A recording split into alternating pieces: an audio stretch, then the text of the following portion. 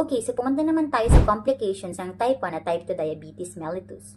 Sa type 1 diabetes mellitus, may tinatawag tayong diabetic ketoacidosis. So, ang nangyayari dito, ang taas ng glucose level sa blood, tapos produce pa rin ng produce ang liver natin ng additional glucose kasi parang walang nangyayari. Wala pa rin akong energy. E paano ba naman kasi wala ngang insulin na magdadala ng mga glucose nito from blood into cells so hindi siya magamit as energy. So ano ngayon ang gagawin ng katawan natin? Mayroon tayong tinatawag na compensatory mechanism. Ang gagawin ng katawan, kukunin niya ang mga fat deposits, rapidly metabolize it into energy, at ang byproduct nito ay tinatawag nating ketones. Ang mga ketones na ito ay very dangerous and it can lead to coma.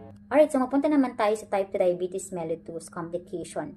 Meron tayong tinatawag na hyperosmolar, hyperglycemic state, kung saan sobrang taas ng glucose level ng isang tao. Usually common to sa matatanda, pero nangyayari din to sa mga bata na mayroong type 2 diabetes mellitus. So basically, walang ketones na involved dito. Ang nangyayari lamang ay sobrang taas ng glucose level ng isang bata that can cause dehydration and can also lead to coma. So parehas lang sila ng endpoint.